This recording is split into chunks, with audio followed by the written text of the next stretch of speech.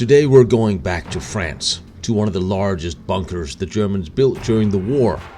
And as you see this, the Blockhaus, you may all think to yourself, I know that story. I know why it was here.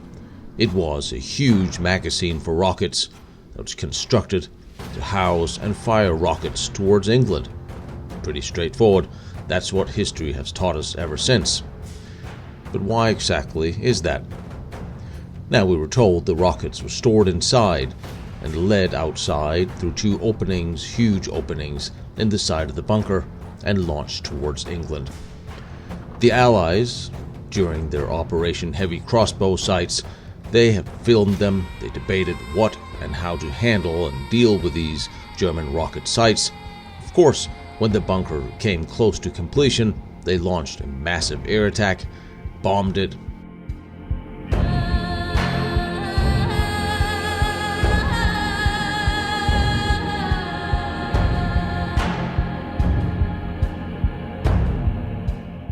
And then Roger and I, as we were filming other things in France, we had a conversation and the Blockhaus came up.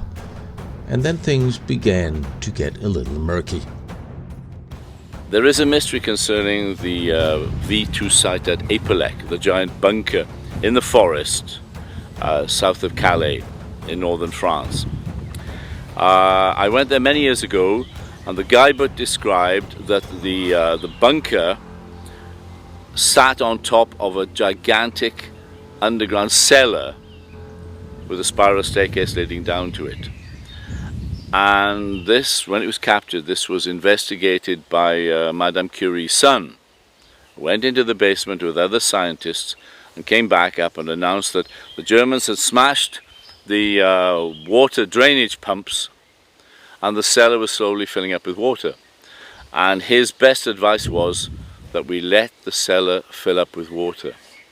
Now, fast forward a few years, the site has issued a second guidebook which makes no mention at all of the cellar, and the armoured head of the staircase leading down into this cellar is now described as a V2 launching point with vision slots for missiles that are supposed to be transported vertically through the solid concrete wall, which obviously makes no sense at all. So what has been happening at this site? What is there in this basement? And why was it so important they had to change the story and disguise the fact that it even exists? And why did they bring a nuclear scientist? Exactly, a nuclear scientist to explore and advise on them. A simple V2 launching site, which it's not. The bunker with the 50,000-ton roof is nothing to do with launching V2s. It's meant for something else. And it is completely bomb-proof. The Royal Air Force tried out their tall boy bombs on it, and they dented the roof slightly. They never penetrated it. So that is something that the Germans absolutely had to protect at all costs. So there, I leave the question open. What is in the basement? Love it. Now do you see why we're going here? Speaking of here, this is the side of the bunker where the huge V2 rockets are supposed to come out of. You see? This is surveillance footage that was taken after the bunker area was bombed the first time. This is the side where the two openings the missiles are supposed to come out of. Do you see the problem now? Yeah.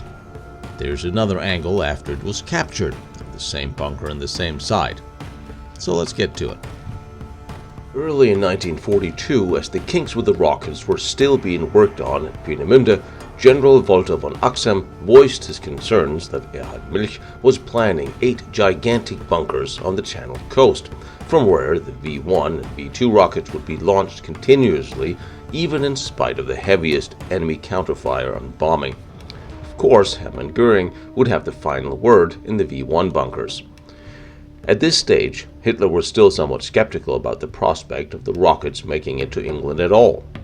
So Albert Speer tasked one of the directors of AEG, Professor Peterson, to visit Peenemünde observe his site and present his report to Hitler with himself, which he did enthusiastically, and Hitler was further enthused as Speer presented the plan for the first giant rocket launching bunker, codenamed Northwest Power Station, involving 100,000 of tons of reinforced concrete and a over 5-meter thick roof. A site 2 kilometers west of the French city of Vannes was chosen. It was within firing distance of London with a V2 rocket. It had close railway connections, it was in a forest, and had exceptionally good electricity supply. The Todt organization, operated by Xavier Dorsch, guaranteed the materials and labor estimated over 120,000 cubic meters of cement, which was twice the allocation of that for most German cities annually. This was to be operational no later than November 1, 1943, given Degenkolb's implementation and mass production of the rockets ongoing. The construction firm Holzmann and Polanski was awarded the contract, and some 6,000 workers from Building Battalion 434 started construction that same month. It was estimated by the Todt organization that the structure itself would be finished by July 1943.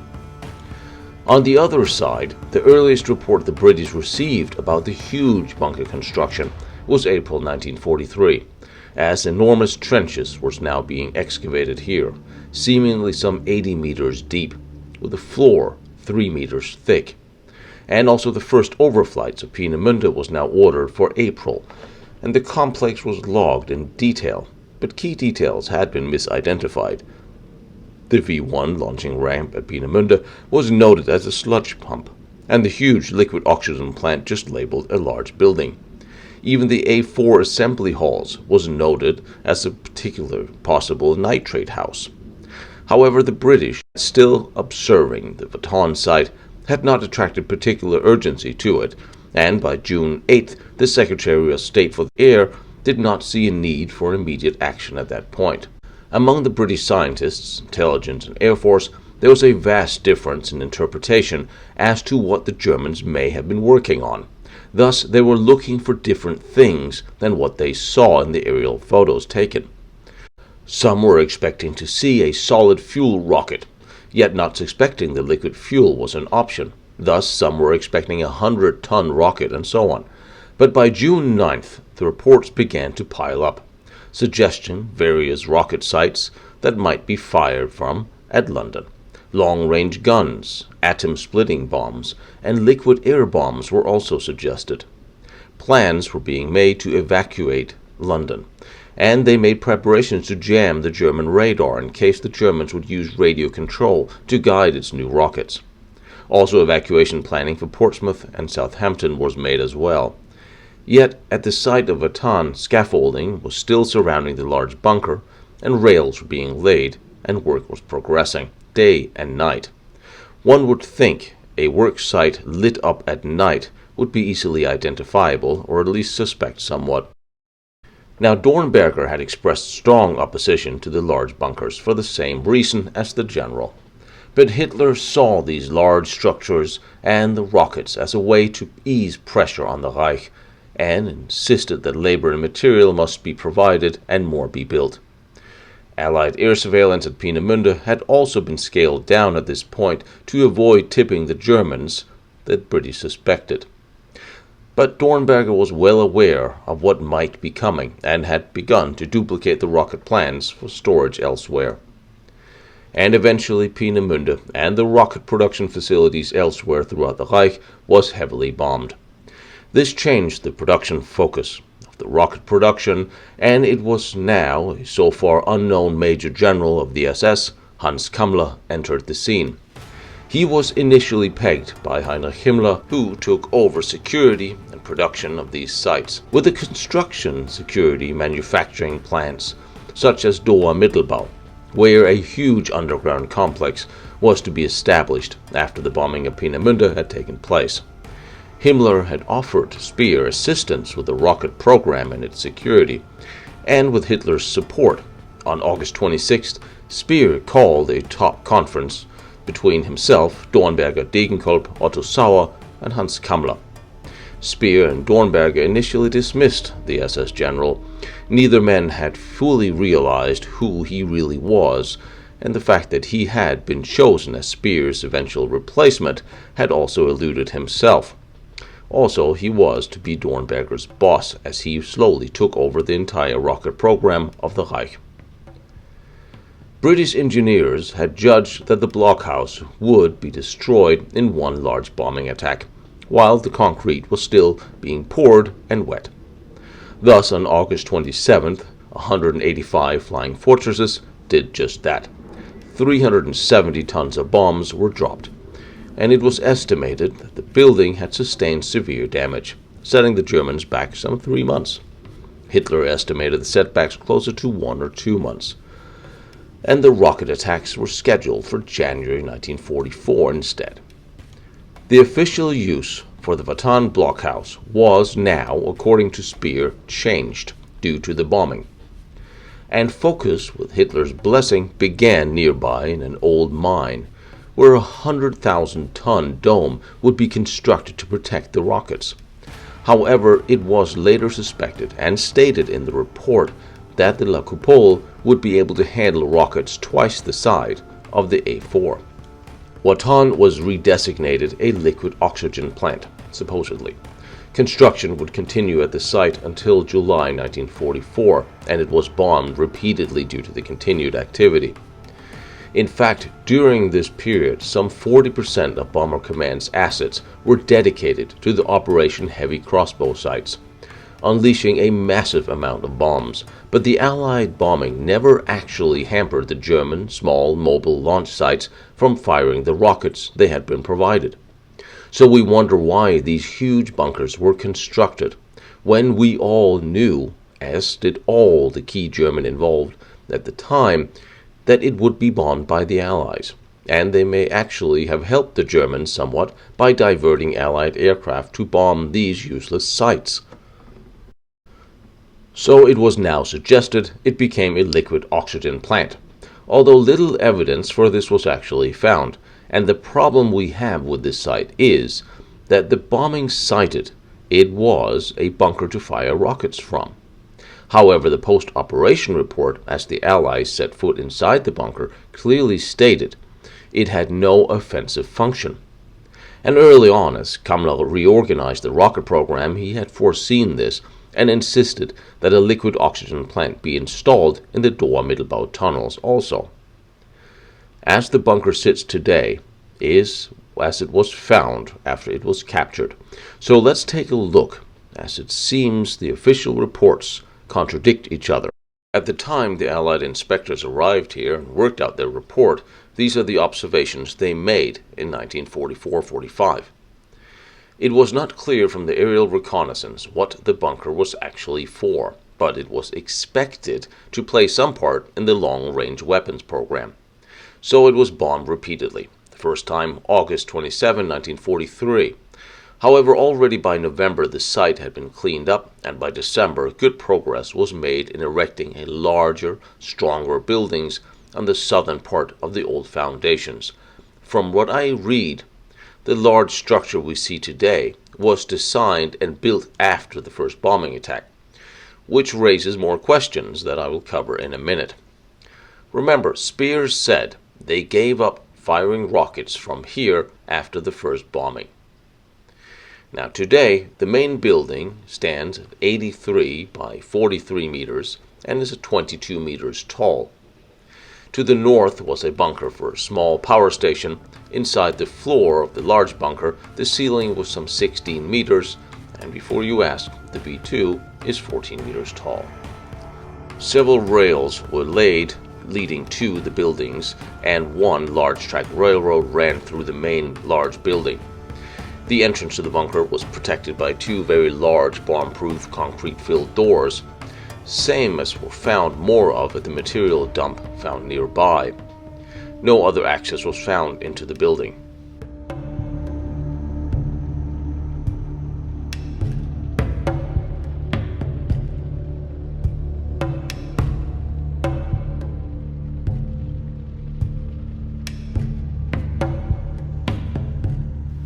There are 4 floors inside, with mounts for equipment, but not particularly heavy equipment, with walls purpose-built for specific production. The lower floor had sumps and channels indicating liquid would be handled here, and on both sides of this room were mounts for electrical and instruments and control panels. The bricks were from the time of the war, and some signs of fire damage were also seen here. On the floor above, where the railroad ran, there was 4 large aluminum tanks, with 3 more to be found at the Baton Railroad station that might have been in place here. These tanks are similar to those the Germans used to store hydrogen peroxide, and they had been slung from overhead. There was room for some 18 tanks could have been fitted here. This was the largest singular indication of the use of the bunker, also incidentally the only one. There was a large material dump found nearby the big bunker, where a lot of discarded or not used material was found, including remnants of more huge doors, and a lot of air conditioning and ventilation systems was found at this site. Unfortunately, by the time investigators got to this material supply dump, much of it had been raided by Allied soldiers and French civilians. However, inside the large bunker, there was indications that a large and serious ventilation system would be implemented. On the 3rd floor, a significant amount of electrical equipment and high-voltage breaks were found. It is, and must be pointed out, that there was no evidence of any large water supply in the area to the bunker, something that would be required for almost any chemical processes. But it was expected that on the western part of the large circular cooling tower could have been placed. It's estimated that the power consumption would be 8,000 kilowatts. No documents were found at the site. However, some special documents had apparently been handed over to a Canadian unit who handed them to the TAF. They are now missing. The massive ceiling to have been created on the ground and raised by the help of jacks in order to construct it, finish it, and then raise it into place, keeping it safe from bombing. The report concluded that there are no clear evidence as to the purpose of this bunker. However, the oxygen tanks indicate such a production in the eyes of the investigators. Given the placement, it was expected, of course, the bunker was somehow involved in the rockets or the V3 project that was all located here in the Calais area. Given the main bunker was generally one large room, the production of explosives was ruled out. As the case of accidents, the risk to personnel and material would be too great. Also, the production of experimental fuel could not entirely be ruled out, except there are no foundations large enough for compressors large enough for producing oxygen, and the cellular structure could not be explained of the rooms either. Production of synthetic hydrogen peroxide was possible, but with some risk in case of accidents. It is the fuel production the experts settled on, despite noting that no definitive evidence existed for this. Now, the floor plans were drawn up based on the mounts and the foundations found, but are guesses as to what they would look like given some sort of chemical production. It was also not ruled out that the area might be used for projection of new types of weapons. Despite all the unknowns and all the speculation, the suggestion of any atomic bomb research or bomb production was dismissed in the report by only 5 lines, with no explanation or analysis, but based on Professor Joliot-Curie's experience.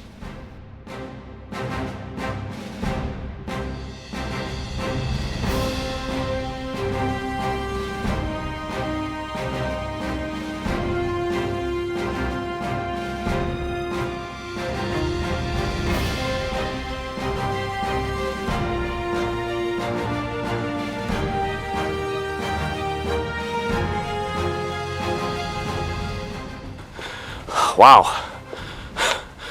Wow, this is large. This is very large. As we would expect. Being able to shoot 20, 30 V2s a day. It wasn't the destruction by bombs of the buildings or the factory halls inside that stopped this from being a viable option.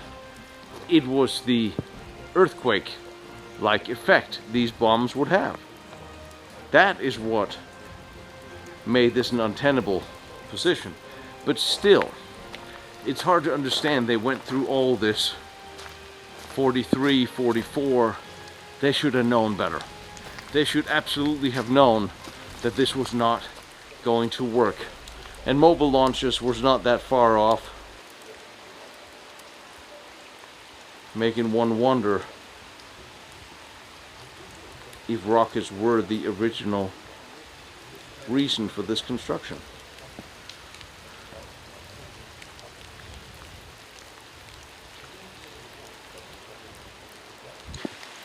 And when they came back, the family found the Germans to have constructed this on their private property. And according to French law, military or not, it now belonged to them.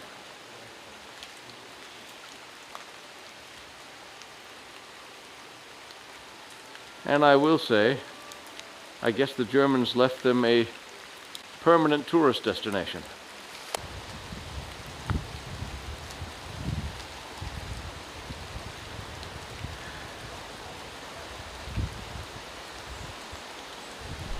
Under Operation Heavy Crossbow, the Allies dropped an ungodly amount of munitions on this site without actually having much idea what it was for. Most of the reports said it was probably not offensive. The later report said it was not offensive. Yet they all knew it must have had something to do with the V sites here in Calais. So they bombed it.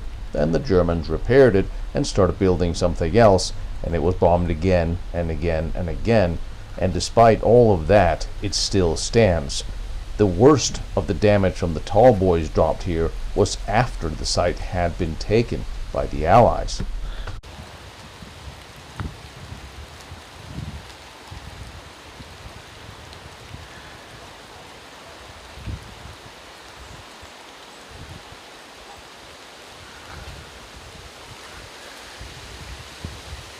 It is amazing how impressive this enormous piece of construction is when you stand next to it.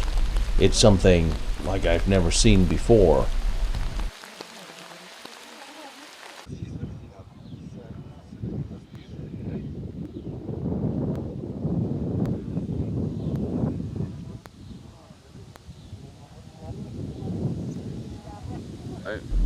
One of the most interesting things about this place is, despite this huge size and resources spent here, it's still not known exactly what it was for. The report after the war, when the Allies inspected the site, still was full of uncertainty, guesstimates, probabilities, but it was never definitively said this is what this was for and how it would have worked. Obviously, because if we all knew what this was, there would be no reason for me to be here. So, of course, here's a mystery. The damage to the back of the building here where the trains run in under a bunker is just amazing. It was rumored that this is the reason why they abandoned the V2 projects here. Back here in the forest or generator bunkers, there's a crew bunker and several other supporting structures, including this one under which the trains would run in under the main structure.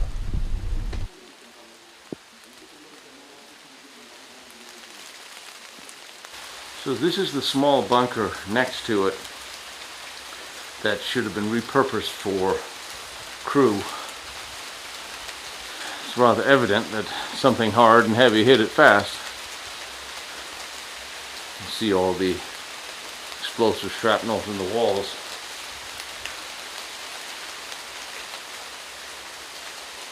Other than that, same construction, just a lot smaller.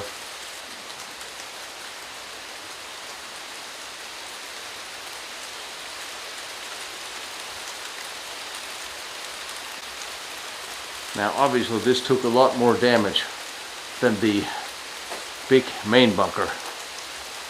You see why whatever this was initially intended to be, that was destroyed. this was absolutely destroyed. It's interesting to note that had we not been standing next to an extremely large bunker like the Blockhaus, this in itself would be considered a large bunker.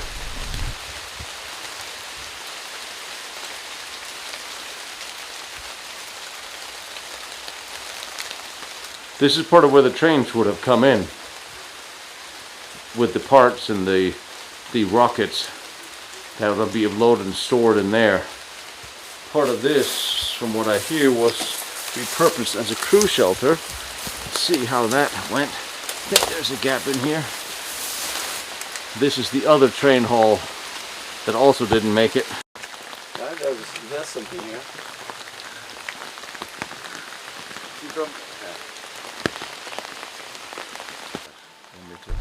During the many air raids on this site, it was inevitable that a lot of the Allied planes were shot down. Nearby here was a German fighter airport, and there was a good deal of flak sitting around here as well, protecting the site. Even after the V2 rocket sites had been abandoned here, the Germans continued having the activity, for one, to keep the Allies fooled into thinking they're still doing something, and apparently they still were doing something because they built this enormous thing.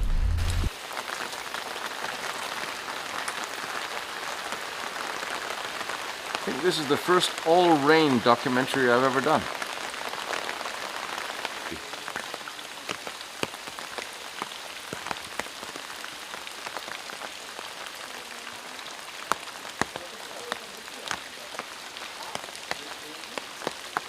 I am so glad I got this with the drone when it was dry. However, the show must go on. Just like what the Germans said, after they had spent so many resources building something, they continued. And they were not dumb people. They did not put this many logistics into place for no specific reason. I'm just trying to find out what the reason is, because the reports are not conclusive despite what we have been told of this site today.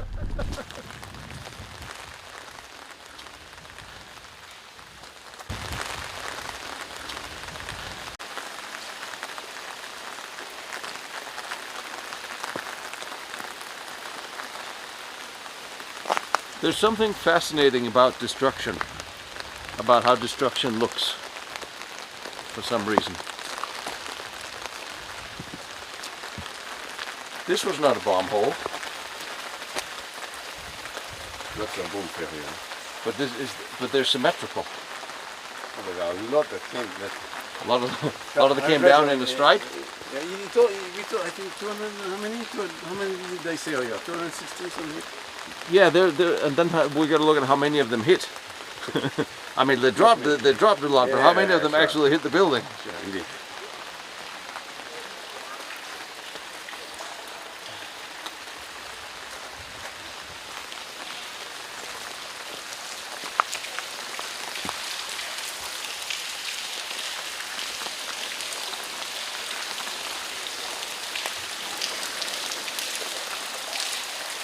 You know, if this was the summer, I would totally go crawling through this water. I don't know why.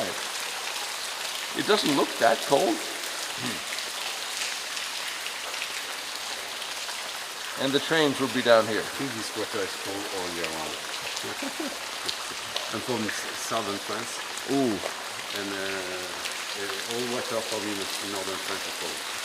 All year round. I'm in complete agreement that there would have to have been a massive superstructure above these rail tunnels and the warehouse to protect it, because these ceilings and the walls are relatively thin, as can be seen by the massive bombing destruction here.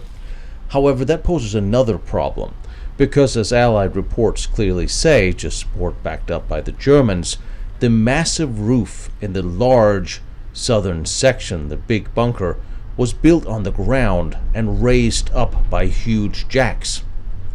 That would not have been possible here, since they already built this tunneling for the trains. So what was the plan exactly here? There are so many different construction phases here that it's almost impossible to determine what exactly the plan was. It's also said, the way it is stated in the report, that the huge southern bunker was not begun until after the first Allied bombing, after which Speer had decided, in agreement with Hitler, that they were no longer going to attempt to fire V2s here. So what was the massive bunker for? And what were they going to do with this part? Well, weather's not going to stop real historians, damn it. There's a button. Is that an on and off button? No idea. That's Well, I know what this is and I know what it does.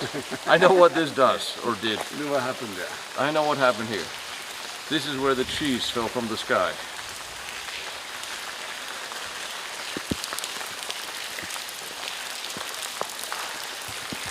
But note just how thin this ceiling actually was. This was never intended to be exposed.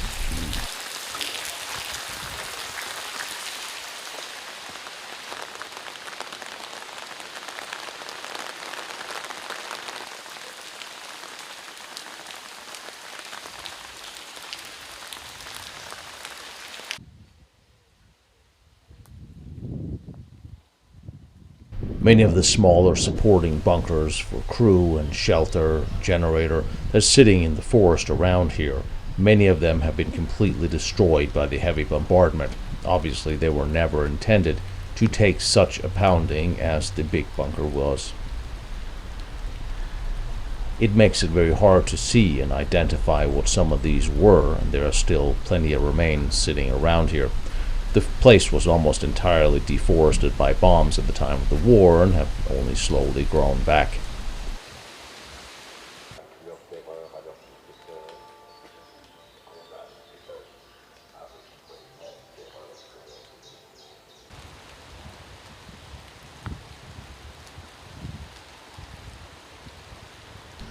And the area really hasn't changed much since that day in 1944 when the Allied inspectors came here. And what's impressive is there's still so many artifacts left behind, and there's quite a few I haven't shown you that will give you an additional reason to come visit this big place. I just keep looking at this backside of the big bunker, and I keep thinking to myself, what was the plan here? There's no way to raise a heavy roof over this, so what were they going to do?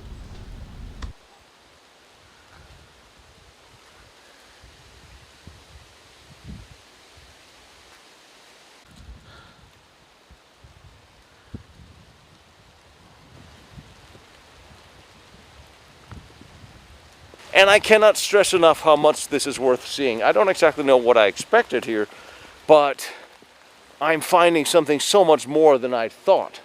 And the hosts here are absolutely awesome. Showed me around, opened the doors, and I'm looking forward to coming back because I want to go swimming in that dirty, dirty water and go diving and see what the basement looks like. But this is a fascinating structure, and I can't help but to think the Germans should have known better than build this, and these others. And that makes me wonder, maybe they did know better. Maybe there was a different plan here. This is clearly within bombing distance of Allied Air Force, but it was under a protective umbrella. And when the bunker was finished, maybe it was impervious. Oh, here's something else. This is a big thing. Lots and lots and lots of cement. And it still was not enough.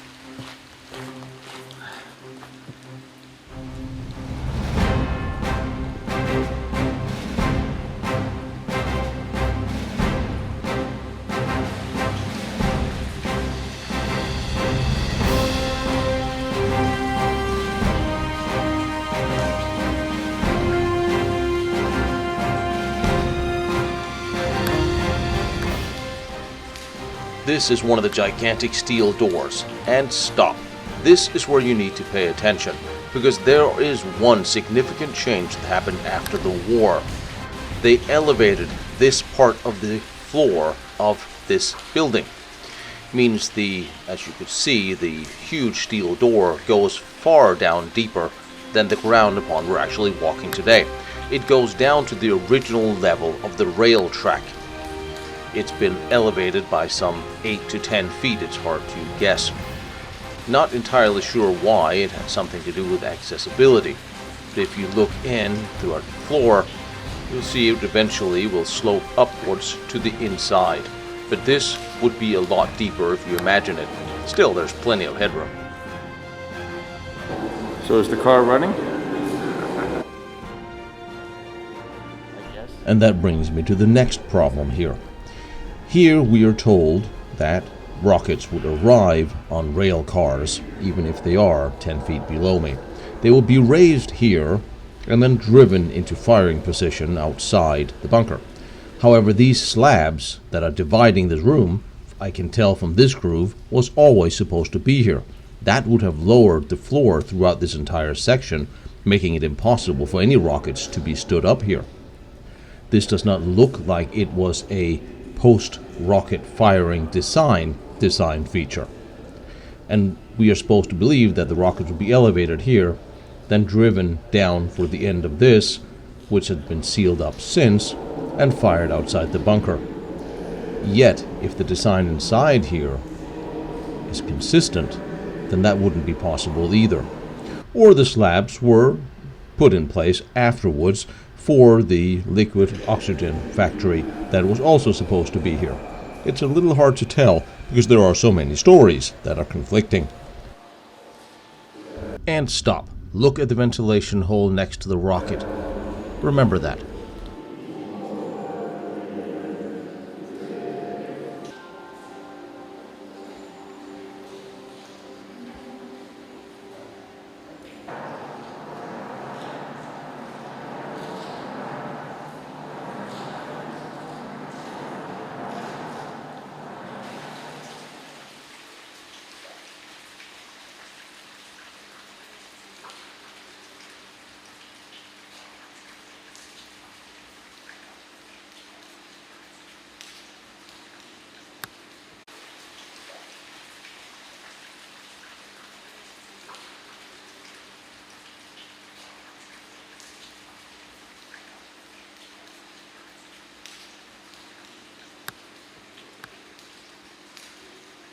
Not to mention that platform there, how is the rocket supposed to squeeze under that? But let's, for the sake of argument, now contend that this was put in place after the V2 rocket program here had been abandoned. This is the other end of the walkway, and you can clearly see where the drop is. This goes down to the other gate on the other side. See how much lower this is. And, for the sake of argument, we'll contend that this upper floor here was put in place in order to contain the oxygen tanks that was found up there.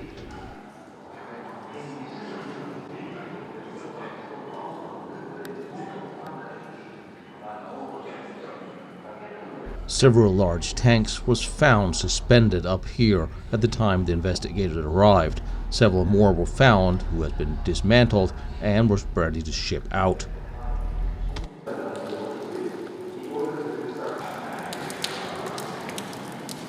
This is fun.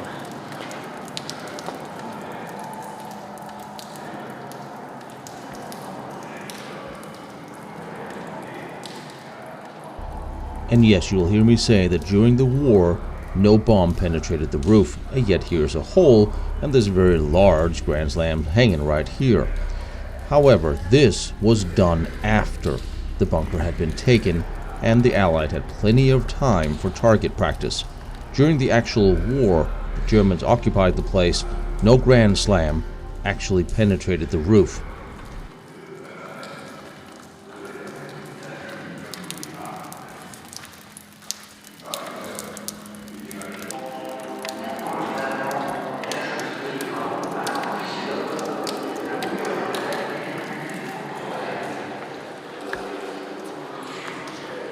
We all know that I really enjoy a museum in an actual location where they will actually let me crawl around in, on, through, and on top of things and underneath them. So I find this exceptionally cool. And this is the machinery to move the giant door. There would be a huge metal gate on both sides, and this is the machinery for that huge steel door we saw on the other side. Here it's been blocked off, probably due to the oxygen plant.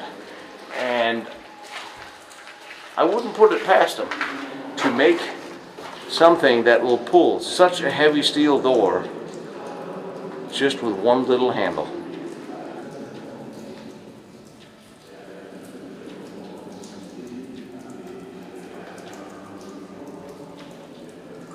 Or is it? Is the door here? Might be. There might be. Can't be. Is the door here? Yeah. Yeah, there's the door.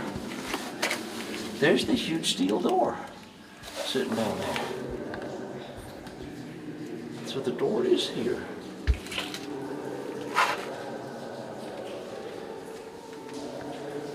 So the door is down here.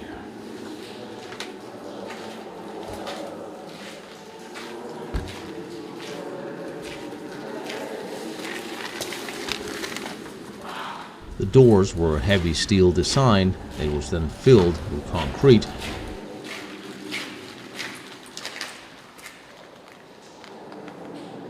There'll be a time where I will be crawling down there just...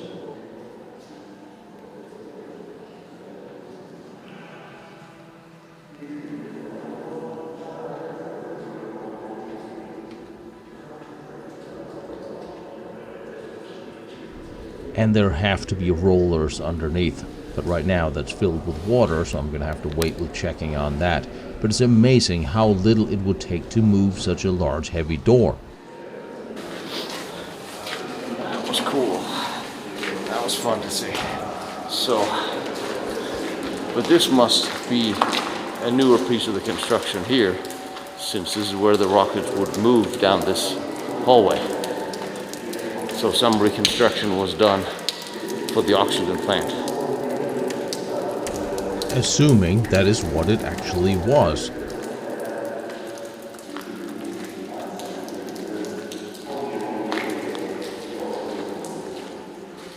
So that is actually the steel gate down there. And now we enter the main room, the main hall, wherein they build these 3 floors that was supposed to contain the oxygen plant. For machinery, and a whole lot of setups were made in here. Everything's very purpose-built, deliberate for a reason. And yet the investigators after the war could not determine what that reason was. So they went with the probability of what they thought it was. Yet nuclear was dismissed outright.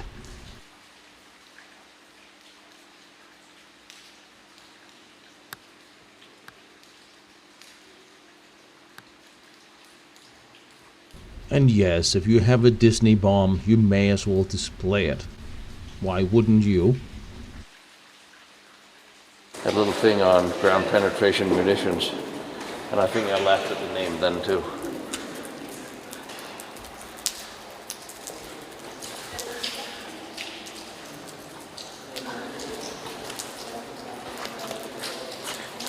Sometimes the museum displays, they won't let you touch. Now when the because you can break 'em. investigators showed up here, the Germans can't break had taken all the paperwork. They had dismantled just about everything in here. Very few bits and pieces were left. So they were trying to guess from the remnants of what they found, the switches and the foundations of machinery, guesstimating what there could have stood here that was within the sphere of the Germans' capability at the time. However, it was always alluded to that there might be something else, something new. And this is the basement, or the lowest level that we can see, that is flooded still today. What makes this such an amazing building is this huge singular space, with enormously thick walls internally and externally. There was also a rumor that after the actual firing had been abandoned, it would be a place to store V2 rockets and liquid oxygen in the same room. Yeah.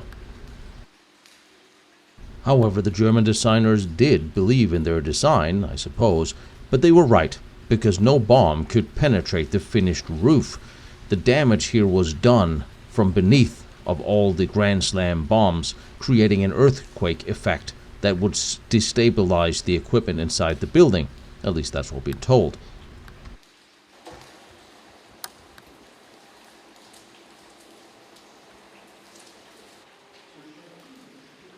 This is the boss, with the coolest French mustache in the world. And this is where I wanted to go.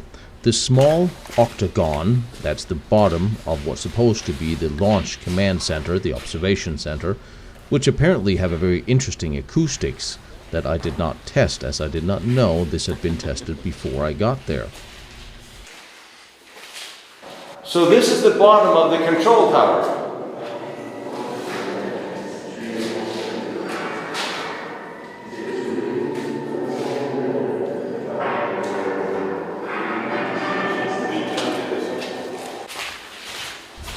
I will say the entire bunker does have terrible acoustics for recording sound. Anyway, this is the only staircase leading all the way up, with access through all the floors all the way up to right under the ceiling.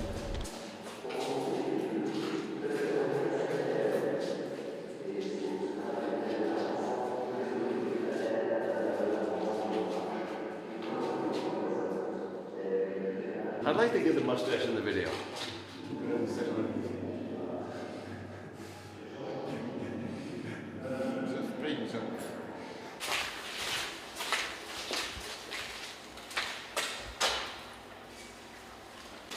None of the floors are very large. They are also individually compartmentalized in different sizes compartments.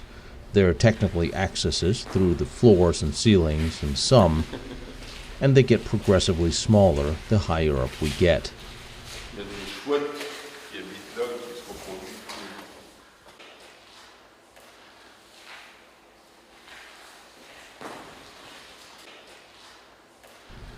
This crane would be able to swing out over the overhang and lift up material from the bottom floor. So what was in here? This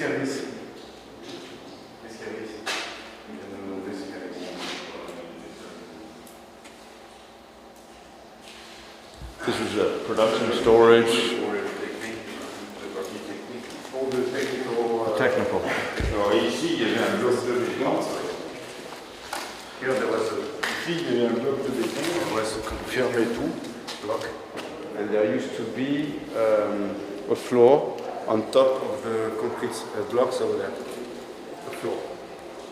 So a raised floor. Yes. Oh, so it used to be like this. Ah, yeah, yes. There would have been steps then. Il aurait pu y avoir des marches pour accéder en fait. Oui, mais il y avait pas de marches. But there were no steps. They might have been. They might have built steps. So it was storage. Raised floor. So, so this was technical with a raised floor for cabling and. Cabling back then? The first level, we have a raised technical floor of about 3 to 4 feet throughout the entire section. This is extremely impressive up here. I have never seen a raised technical floor on the second floor. When are we going to get that running? Ooh. You're hiding parts up here.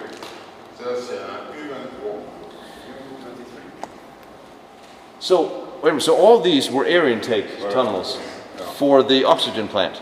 Ici, normalement, il y avait des souffleries qui devaient s'ouvrir. And this is where the rocket story, to me, begins to run into problems. All these underlining tubes are for ventilation, supposedly ventilating the rocket exhaust under the subfloor or from the subfloor that was initially not supposed to be there, because these 4 floors were not initially part of the original design when it was designed to launch rockets, or so we have been told.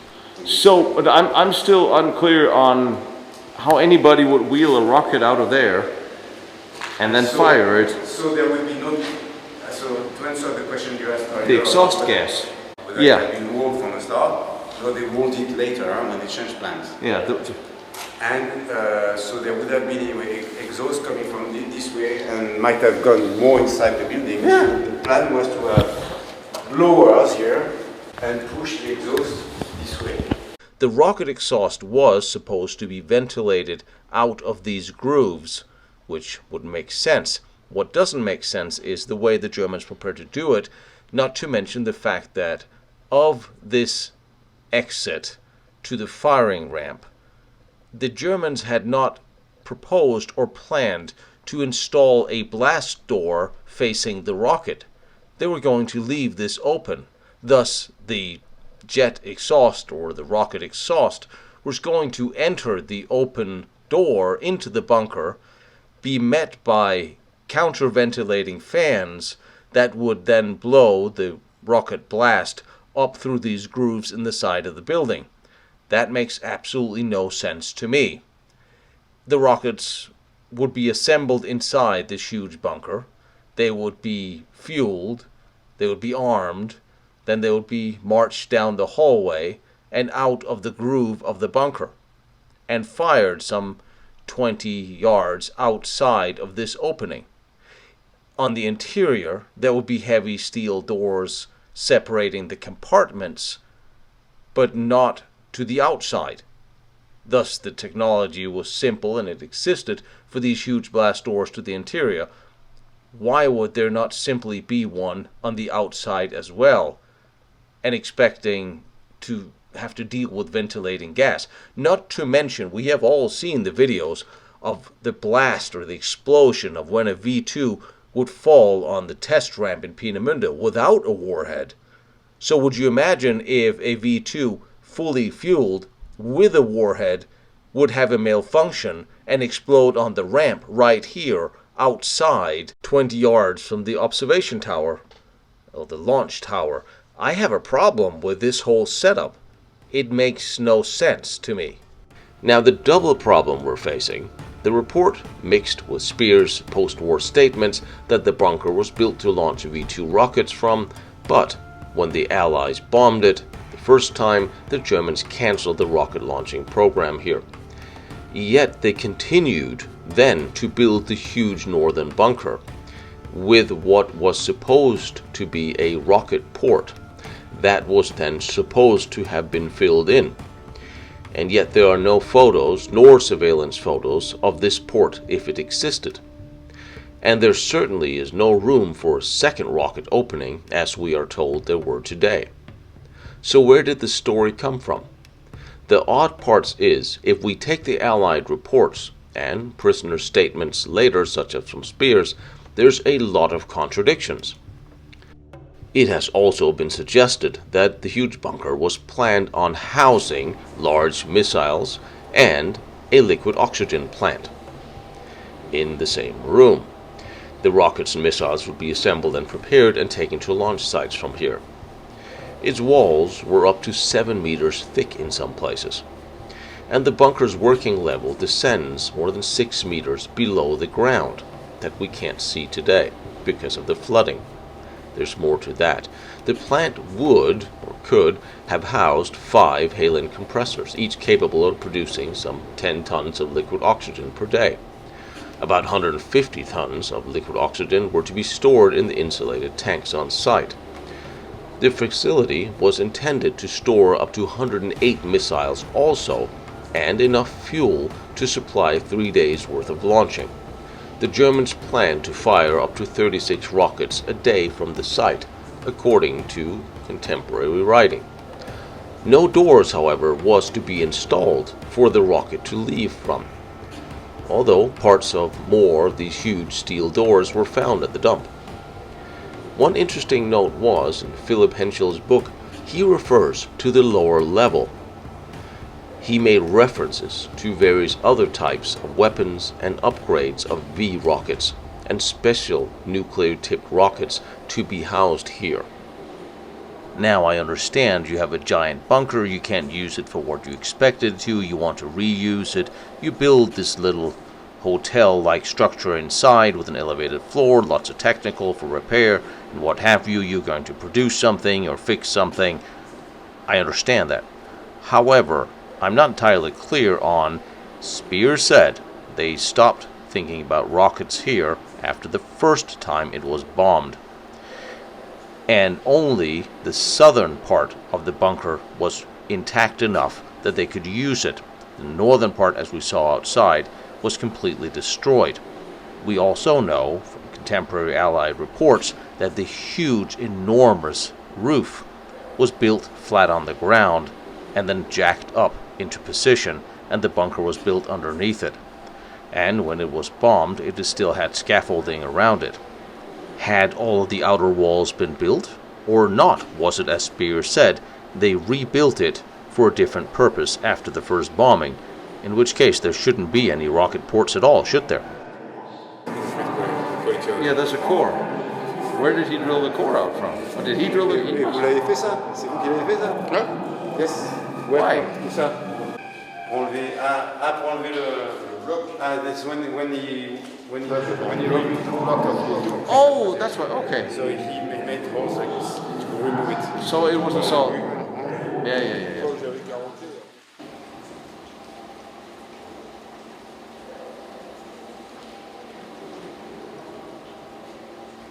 And with all the details inside this building, this is not just a quickly put together building because we need some floors to put some machinery on.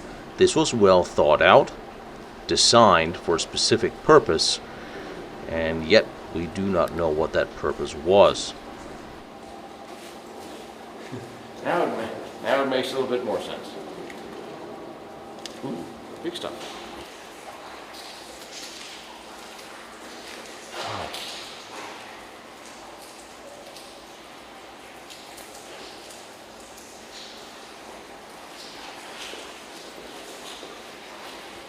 Are these original searchlights?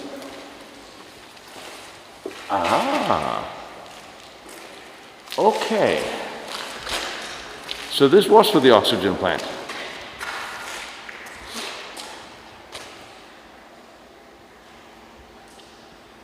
I was at the Regelzipf, or the Regeltipf V2 rocket test site.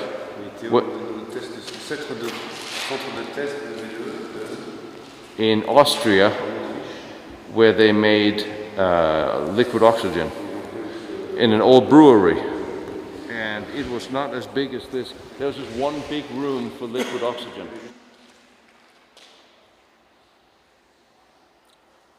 It's not a museum, but if it's private because the brewery is still there. But if he ever wants to go and see that, I can arrange that. It's very interesting.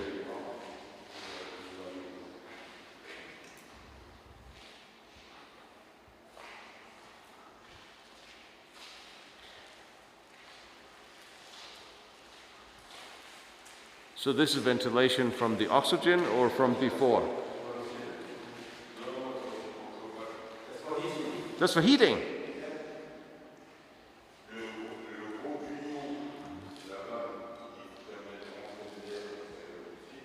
So the big one is for air coming inside. And the small ones are for heating.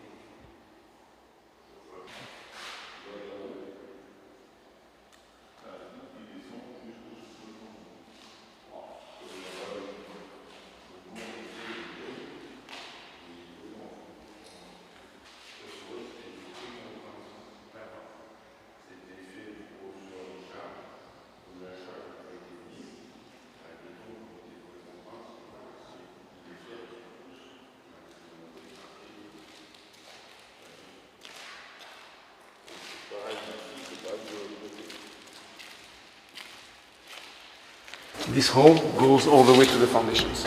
Really? Yes. In the water. It goes all the way to the water. Why? And this... Are these original? c'est d'origine ça? Non, non.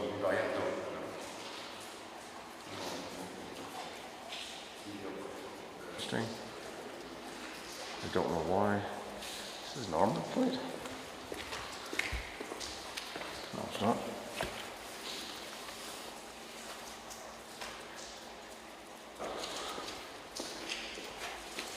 C'est petit de chez Vortex. Yeah.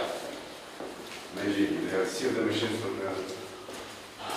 Are there any photos from here with machines? None. The Americans got here, the British got here. Who got here first? Les Anglais sont venus ici, on n'a pas de photo. Non. Non. Well, who got here first? The Qui Americans est or the arrivé British? ici en premier, les Anglais ou les Américains? Bonne question. La région est libérée par les Américains. And when we get to the top floor, you'll find it being compartmentalized and divided into two elevations as well. But if you look throughout this construction, this was still solid and reinforced. And here you had machinery for what, generator mounts, compressor? Do we know? We don't know. C'est la fin du temps, c'est gros conteneurs qui sont en vente. C'est une usine pour derrière la maintenance surveillance. Maintenance. Et ça, c'est maintenance here. Magnets? Maintenance. Maintenance. Oh, okay. All the machine running. So these were work tables. Okay. Ish, maybe. Or for, yeah, compressors for machinery, for, okay, tools. Maintenance of all the machinery underneath.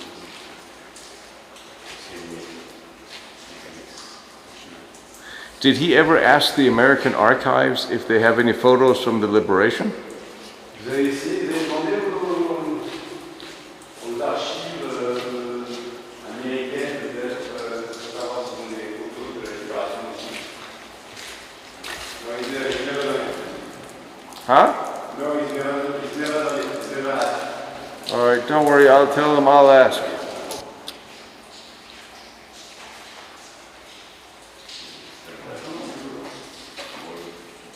Here's the thing, whenever the American army showed up, they showed up with the Alsos team, they showed up with the scientists, and with the CIC. They took pictures of everything, Venus ici avec les scientifiques. and they were paranoid about nuclear research. They brought a nuclear physicist here to see what was in the basement, to see if there was anything. Sanders report. Well, Sanders report. that I can at least ask for. Connu. It's a known report. It's a known report. Okay. Sanders. I found just because something is written in the paperwork doesn't mean it's true. I find a lot of that. Alors, ici, il devait y avoir des machines, Generator? parce qu'ils ont cassé le mur. Les ferrailleurs ont cassé le mur pour enlever la ferraille. They broke the wall to take away, so the Americans, Non, les ferrailleurs à la fin de la guerre. after, at the end of the war, some scrap metal guys came up here and broke the wall to take the metal. Tu vois, ils ont pas réussi à attraper les gens.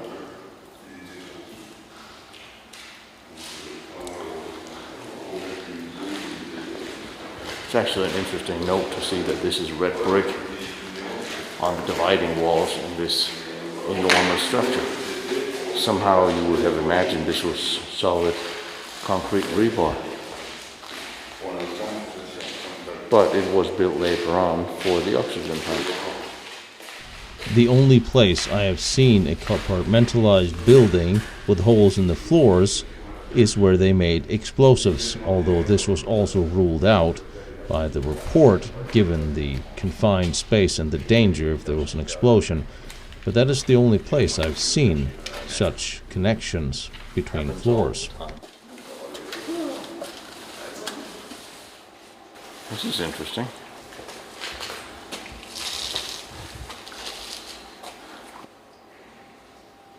They were still building here. Et là-bas, il y a un bachot un peu cassé. They were still building here. Des bureaux, tu vois, ici. Jerry thinks that Ici, il devait mettre une porte, là-bas, ou là. Pour fermer la things to wall here, they were building walls for Et comme là-bas, ils n'ont pas fini le mur. and they're going to finish the wall. They didn't finish the wall. Yeah. Yeah, they were still building when the war ended, really. What was that? Car seat? Ça, c'est un bachot. Bachot, ça, c'est un bachot, c'est une boîte. Okay. Oh, a wheelbarrow. Yes. Yes. Une boîte portée par deux hommes. Voilà. Hop. Yeah, wheelbarrow, or what's left of it. Without wheel. Without wheel. To be carried by one man on each side. It looks original. I don't know. I know. So now we're right under the roof. How thick is the roof? L'épaisseur on est juste en dessous du. On est juste en dessous. Ouais, c'est pas le bonheur de toucher ça. C'est là qui touche. Brings you là qui touche le roof. L'épaisseur. Voilà. Tu peux le toucher ici. C'est comme touch the roof. 5 mètres. 5 meters. 5 meters. Ça vient là et ça vient se fermer ici. If you do this, if you unscrew those, they go and close this part. C'est drôle, tout est ouvert. Partout. So this is a hole to the roof, or what is up here? C'est quoi? Ben, je pense qu'ils accrochaient des trucs pour monter les... Ça va être pour accrocher des échafaudages ou des trucs, tu as vu, des tours. Dans le couloir, on voit qu'il y a encore un poteau à travers. Et ils faisaient des échafaudages comme dans les... The expansion joint. Again, separating two-thirds of the bunker. Yeah. And here it is. This separates one-third. Yeah, that's a separation, and that's a crack from the bombing. Là, tout le monde, c'est plus gros.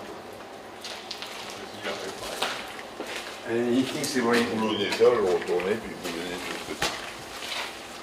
What do you think? He thinks they were using this a bit everywhere to use as scaffolding. Yeah. To build underneath. No, I think it's quite used to scaffolding. Why scaffolding? And that's where, yeah. C'est la pièce où on était. There's a lot more to this than I thought. I don't know why I thought there wouldn't be a lot, but...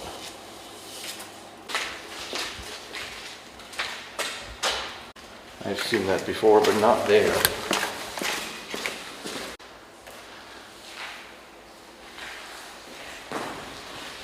Well, you have to keep your bunker safe.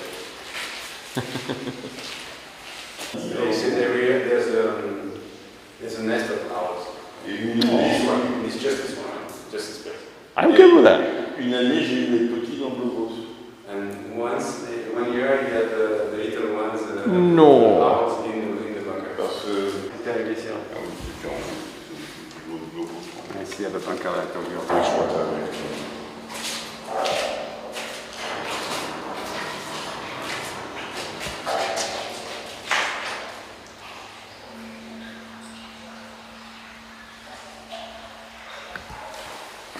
Here, basement.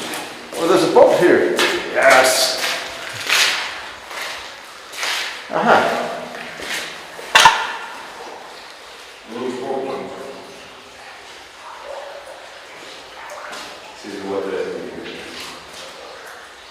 mean, it looks clean. I can see the bottom. It's not as dirty as I've seen.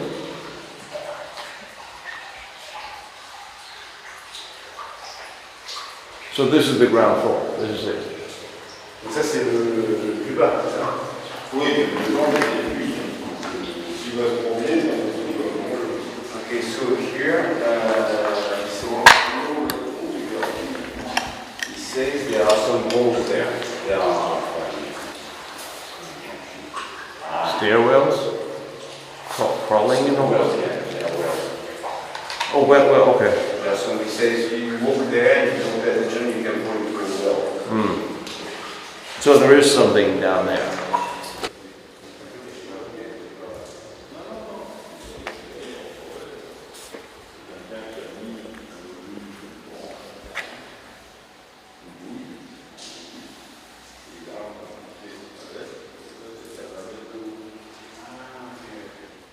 Alright, let's once again go back outside and take a look at where that rocket opening were supposed to have been. Because there's more and more problems in my mind developing with the theory that a vertical rocket is going to be pushed out of here and launched right in front of the bunker. So here's my eternal question. Alright, here is the patch. I can actually see it. This is the patch where they filled up this section before the rocket would come out. And stop. Where is that ventilation port? It could, of course, run inside the wall, but it's certainly not protruding here. Little off center, where everything else is filled in alright. It's just such an interesting thing. They even laid the rail, although the rail could have been placed there later by the museum, which is possible. But if I look at this, there is a little door here, or at least a cutout in the cement on this side where the rocket would have come out. But it doesn't exist in any of the wartime photos or the surveillance footage. And now you look at this, which was supposed to be the observation tower, the firing tower. And why is all this rebar sticking out from there? There you go. You see the seam difference of the patch.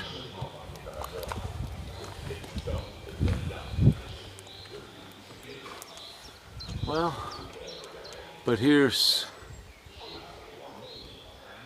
see the problem there with the cement, how it's uneven? It would come down and there's a new, this could just as well have been the original section.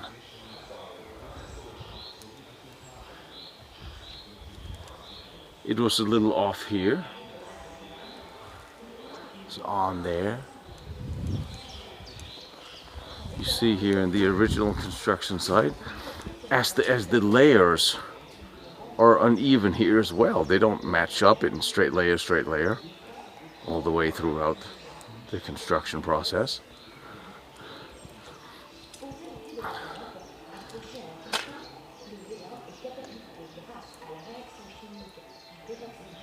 And this is a piece of the roof that came off with the last tall boy. And literally right here is supposed to be where the rocket would be launched from. Hell of a blast right next to a door and a control tower.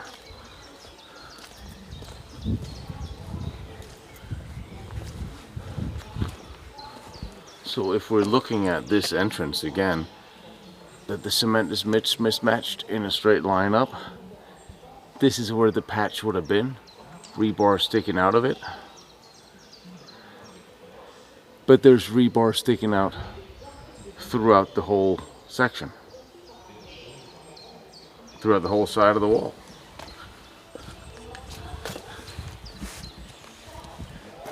And again, you look up,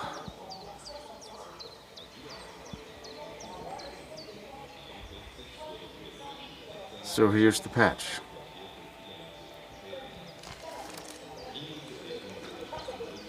But you really have to look at it carefully because it all looks the same. There's not really any age difference because it was built roughly around the same time.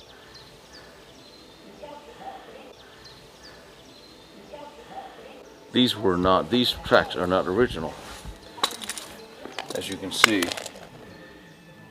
they go into the casemate, the wooden casemate. There's still a little bit of the wooden casemate left right there. But this is where it ends. This track doesn't go all the way in.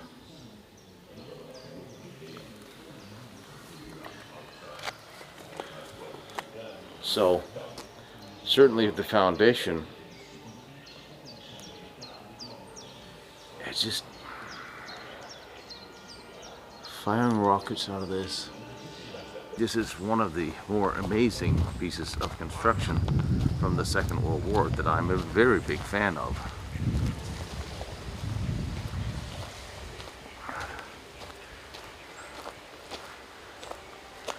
And you see remnants of cement and steel here, wires.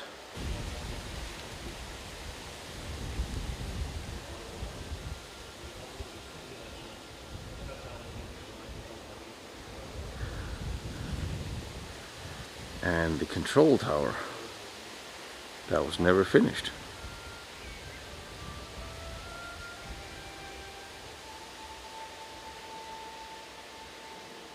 It's the impact of one of the hits. And this impact had happened after the bunker had been surrendered to the Allies. Where from this small opening this rocket would leave from.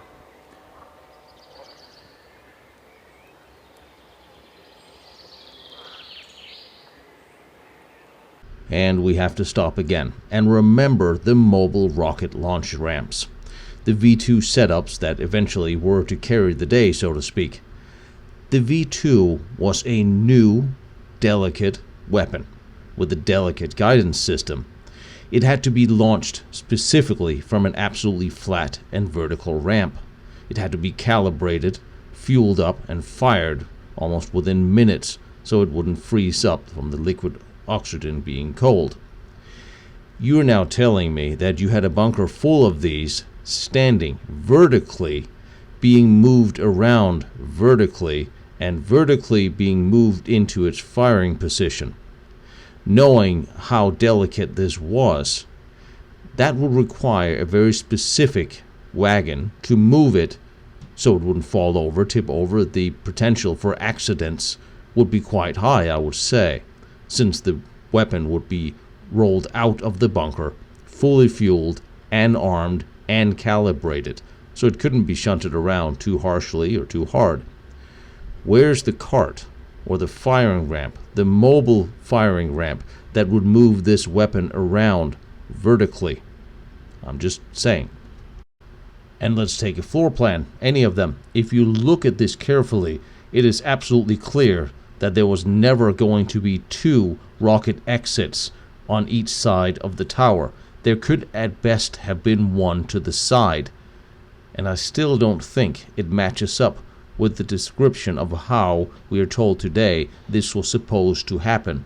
Where are the mechanisms? Where exactly would these gigantic blowers be that would vent the rocket exhaust back out? And if you compare the Saunders report clear architectural drawings and overview of the building with this, which is mainstream found online everywhere as an overview of the bunker, with the two exits for rockets, clearly impossible. It's contradicted by the very architecture of the building. So why are we still pushing that story? And look at the thickness of the internal walls.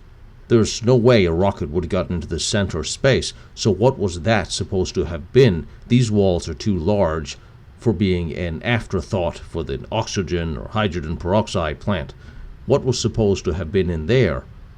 And supposedly the same thing on this side. Now again, I'm questioning, why is this rebar sticking out here?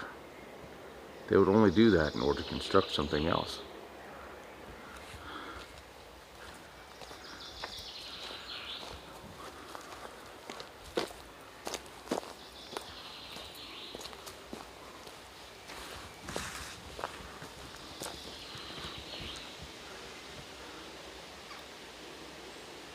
Here I really don't see an opening. I don't see a patch at all here. Of course, you had the ventilations up here, possibly for the hydrogen production that later was supposed to take place here. But here I don't see any cutouts. I don't see... Yes, there's a crack in the building that runs all the way up, that follows a construction seam. Granted. But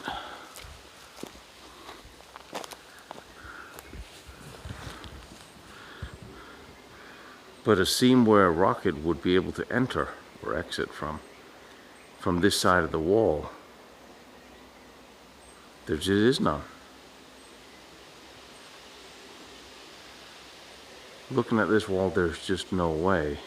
And looking at the building schematics and the drawings, there never was a second exit. However, maybe the space in the center could be used to store the fuel for one rocket that possibly would have emerged from the other. It's just when I look at this place, I look at this wall, and when you look at this wall behind me, I just want you to take a glance and tell me where exactly was the rocket going to come out through here? Where's the hole? Where's the cutout? I see in all the aerial photographs, ain't none. To further make the case for the missing underground bunker, we must go back through all the different sources and all the reports that had been delivered to London throughout their reconnaissance of this particular bunker. The first report stated, as excavation was taking place, 2 parallel pits and an 80-meter deep excavation pit had been dug. 80 meters, that's quite deep, for a foundation that in later reports was stated to be 3 meters thick of the floor of the bunker. Why would you make a 3-meter thick floor if it wasn't going to protect anything underneath it? Not to mention 80 meters is really deep for an above-ground bunker. Further on, several Allied agents had reported that the Wotan site was mislabeled as a concrete mountings for heavy guns, ammunition stores, barracks, and hangars, and underground arms depot, petrol stores, and barracks, respectively. Now, they may have been wrong about the heavy gun site, but here too they mention an underground arms depot. Further on, it was also mentioned by 4 different Allied agents that there was warheads of atom-splitting explosives. And when we go back to what Roger initially had told me, and you start reading some of the books and pamphlets and reports written about the bunker since, you can look back to September 10th, 1944, 4 days after the site had been captured, as stating in the book here, the VIPs arrived after the booby traps and unexploded bombs had arrived. This was including Friedrich Curie, who probably knew more about German atomic research than anybody else on the Allied side. I tend to concur. However, at this time, the interior was still mainly free of water, and the party was able to inspect all levels down to 260 feet. That coincides with the 80-meter deep excavation seen by Allied surveillance before the bunker was even erected. This also fits with the initial claim that the bunker was being allowed to fill up with water, and even more interesting, a few weeks after that, the attempt was made to destroy the main building by the Grand Slam bombing of it. After it had been taken by the Allies, what is the urgency of expending such heavy ammunition in the middle of a battle to destroy the bunker? Or, of course, to see if the bombs could penetrate. However, this failed, as we can see. The current owner of the bunker tells me that he or his family has never seen the bunker not full of water. To me, here's a clear, compelling case that, for whatever reason, there might be an underground that is not listed in any of the level drawings actually made up for the crossbow post-report. It also means that today we actually don't know if or what there is below the water, and the case is made that we need to drain this and take a look and see what lower levels may be found there. In an early crossbow report, it was clearly stated that the danger to London or the docks were negligible and would not get in the way of the D-Day landings. Yet they expended 40% of their air power bombing these constantly into oblivion. The Allies must have been fearing something from these almost abandoned sites.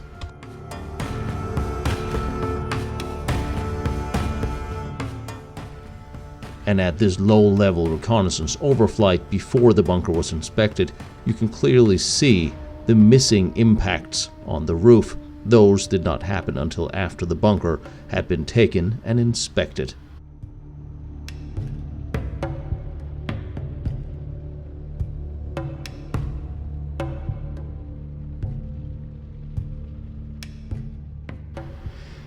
It's almost ironic if one did not think that the Germans knew better when they constructed this with hundreds of thousands of tons of steel and concrete.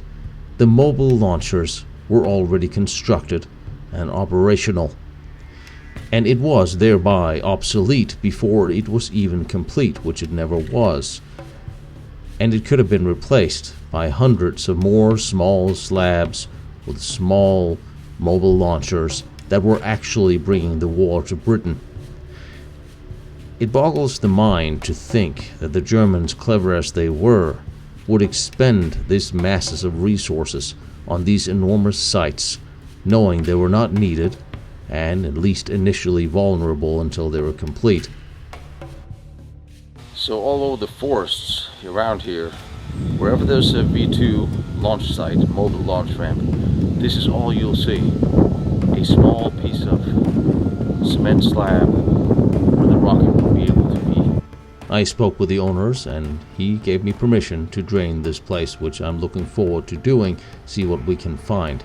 And over the next episodes, we'll look more into the special weapons sites and all the research, photos, and archival information reports you can find on lostbattlefields.com. Behind me is Werner von Braun's first test stand. Down the road is Dietmar's nuclear reactor. Over there is the Maginot Line and all its amazing forts. I'm visiting them all and I'm bringing them to you. So I really appreciate you like, follow, and share what I'm doing, trying to document all these important historical locations. And if you feel like you want to watch more pictures or documents that I use for these, go to lostbattlefields.com. And if you feel like helping me out with my travels, because gasoline and travel and airfare is expensive, my PayPal is there, protectionserviceint.com. You are more than welcome, but you don't have to. I appreciate all your support and all your help, and I love seeing these locations, and I love bringing them to you.